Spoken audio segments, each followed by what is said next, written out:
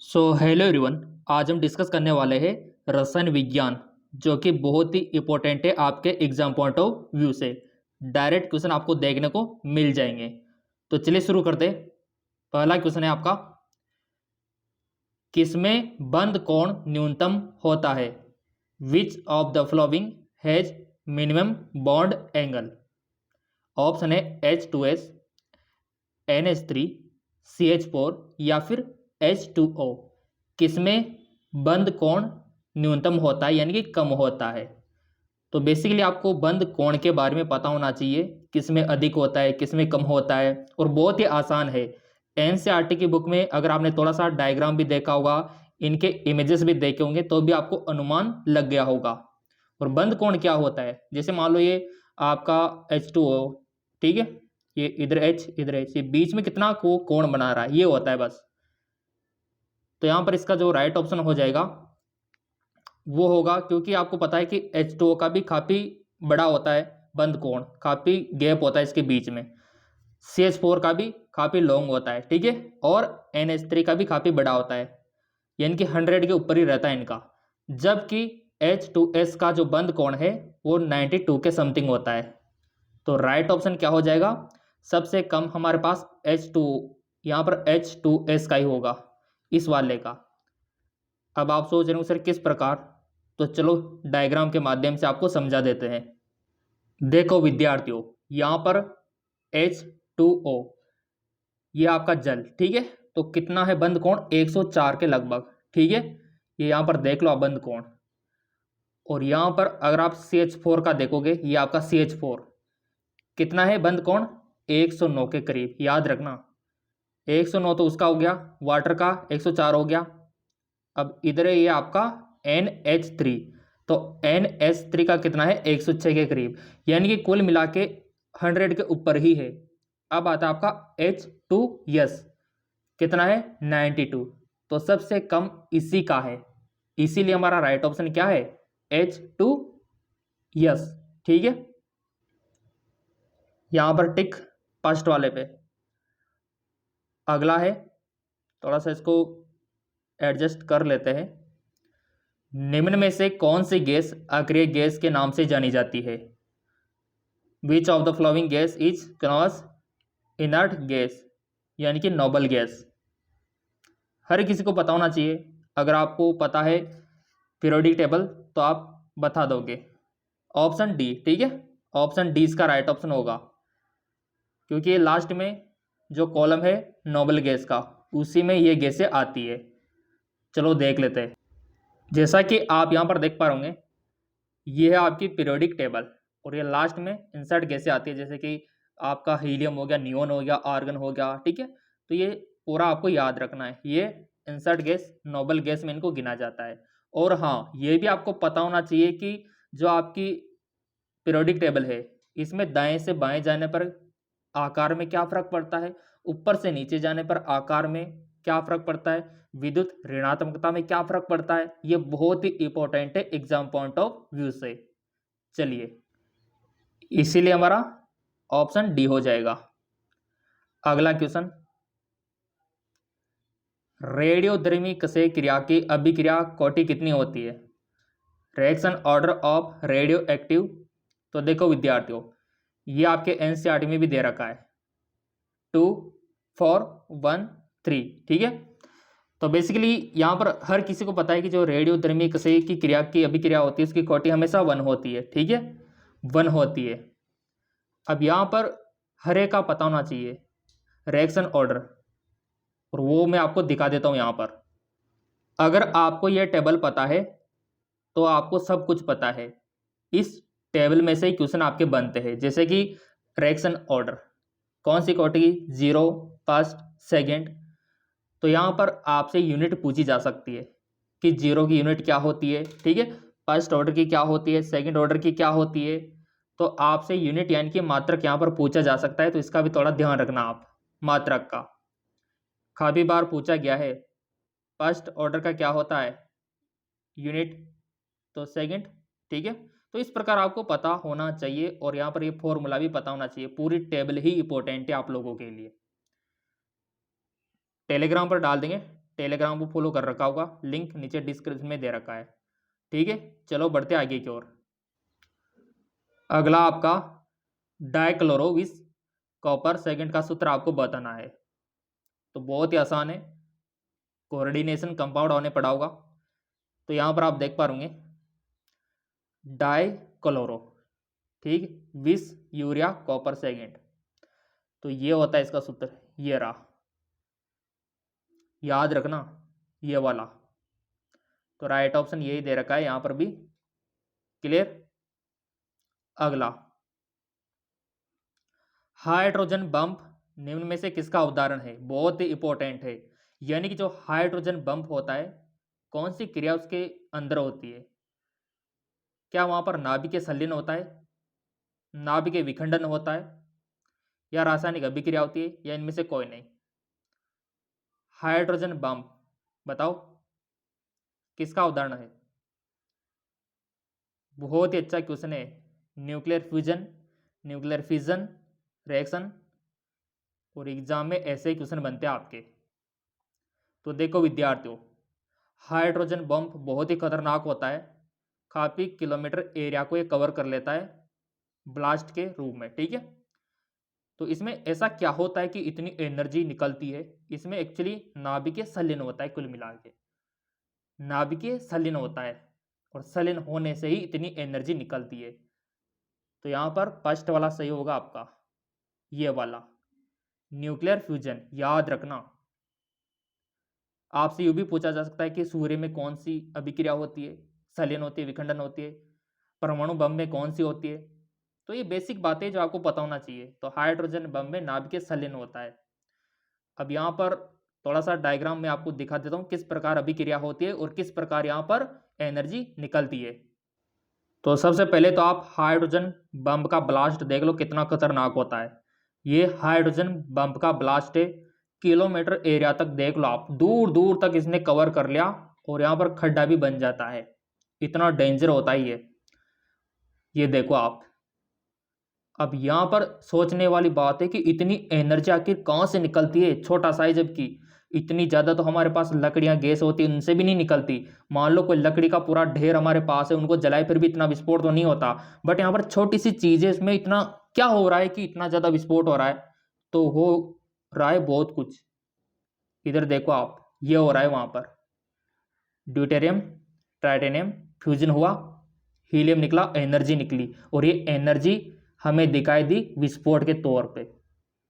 तो ये एनर्जी ही हमको दिखाई देती है जो वहाँ पर विस्फोट करती है, और ये फ्यूजन होने से ऐसा हो रहा है। तो ये समझने वाली बात है।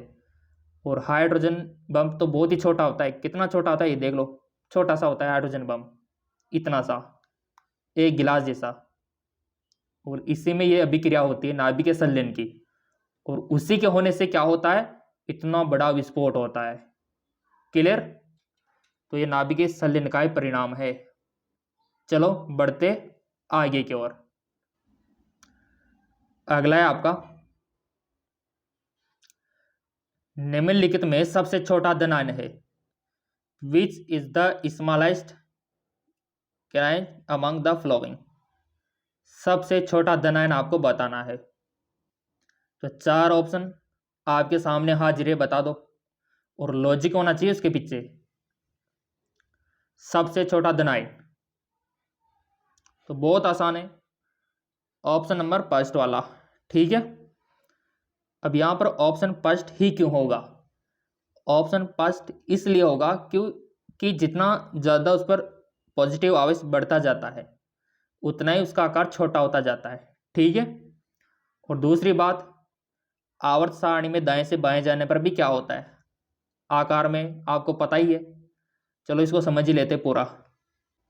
देखो हमारे पास ये कुछ आयन है, ये आ रहा आपका एल्यूमिनियम। ठीक है, इन सभी में 10 इलेक्ट्रॉन होते हैं, इसमें भी 10 होते हैं, और कैल्शियम में थोड़ा 18 इलेक्ट्रॉन होते हैं। ठीक है, तो वैसे यहाँ पर अगर आप देखोगे तो इसमें चार्ज यहाँ पर आप देख पाओगे जितना ये बढ़ेगा ना तो साइज उतना ही डिक्रीज होगा, सिंपल सी बात है। और दूसरी बात है कि यहाँ पर आवर्त सारणी में दाएं से बाएं जाने पर भी आकार कम होता है। तो कुल मिला के हमारा यहाँ पर एल्यूमिनियम ही बैठ रहा है।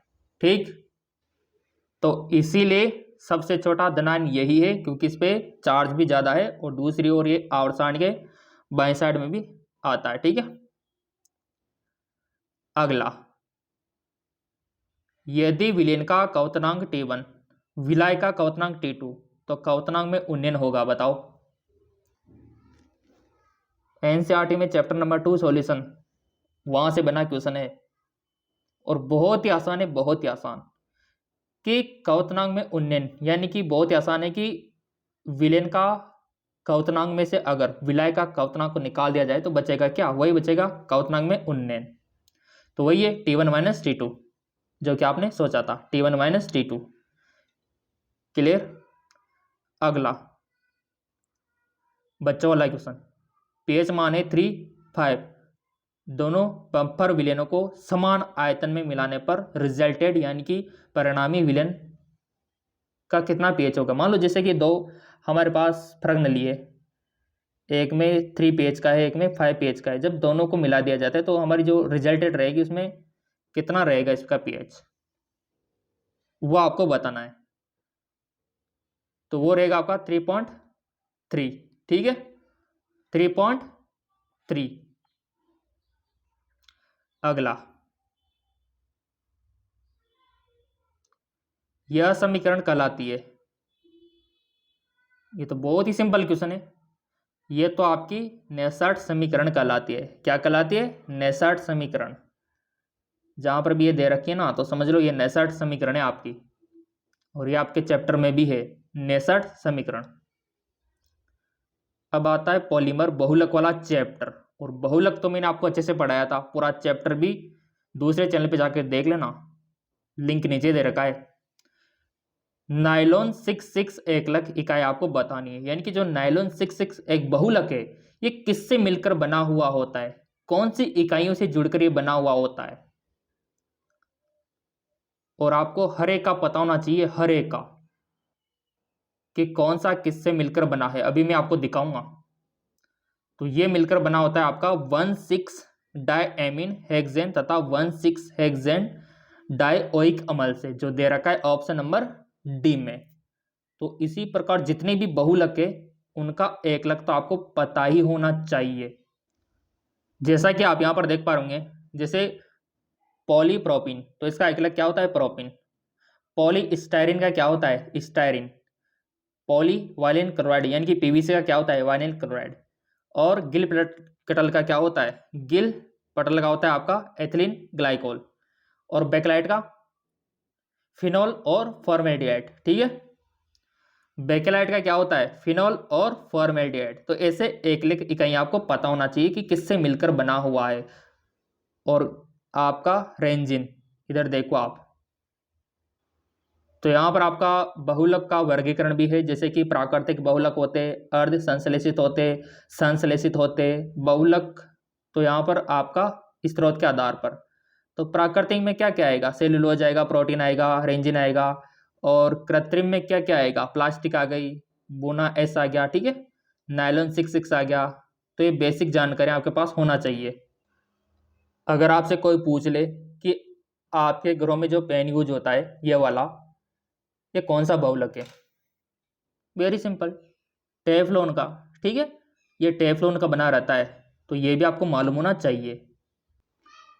चलिए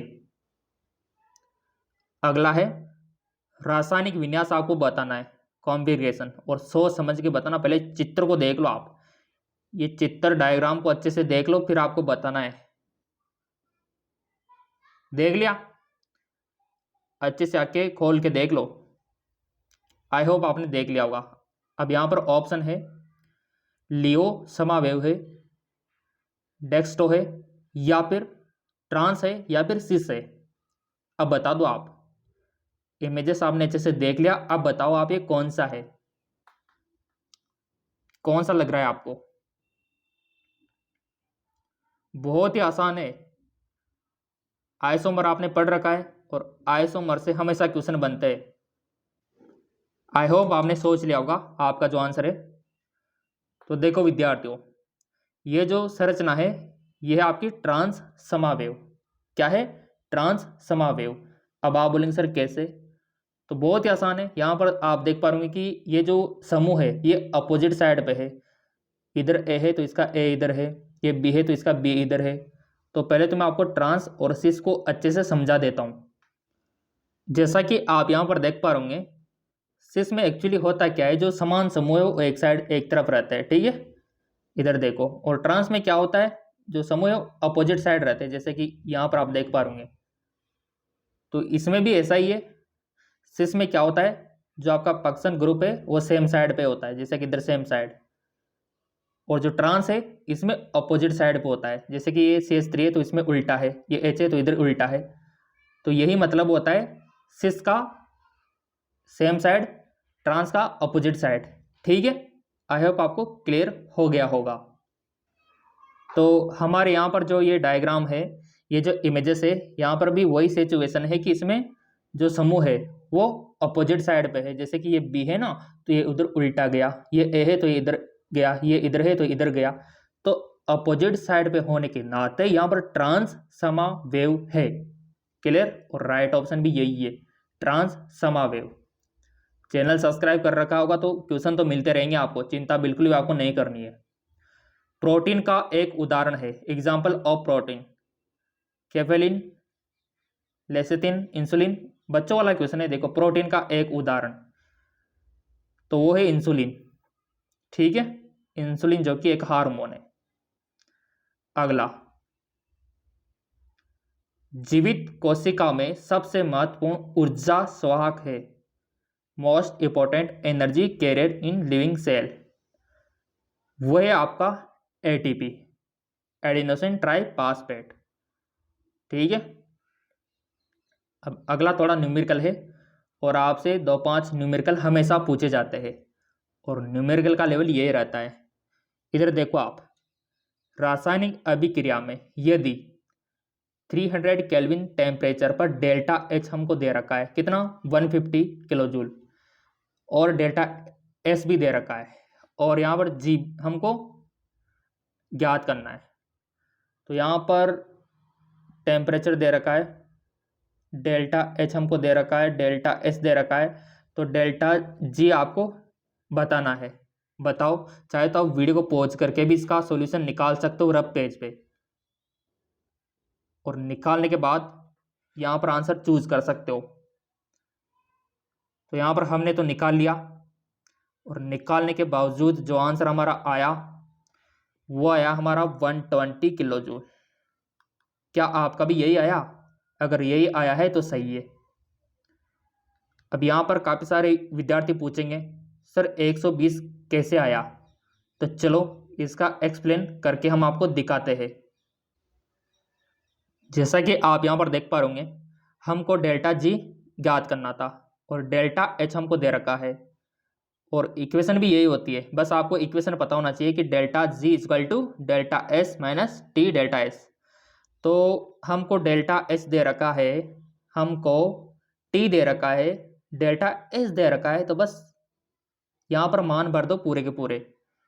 तो हमने डेल्टा H का भर दिया, T का भर दिया, डेल्टा S का भर दिया, और जब इनको सोल्व करेंगे तो निकल के आएगा हमारा 120 किलो जूल। तो ऐसे आपको इक्वेशन पता होना चाहिए। मैंने पहले बोल रखा है आपसे कि इक्वेशन देख लो, थोड़ा सूत्र देख लो आप, ताकि छोटा मोटा कोई न्यूमेरिकल आ जाए तो आप कर दो और आप नंबर लेकर निकल जाओ। तो इस प्रकार इसका सॉल्यूशन होगा। और हाँ, इसीलिए इसका राइट ऑप्शन भी यही है, 120। क्लियर? अगला, प्लेटिनियम इलेक्ट्रोड द्वारा तनु H2SO4 द्वारा विद्युत अपघटन करने से कैथोड पर प्राप्त होता है।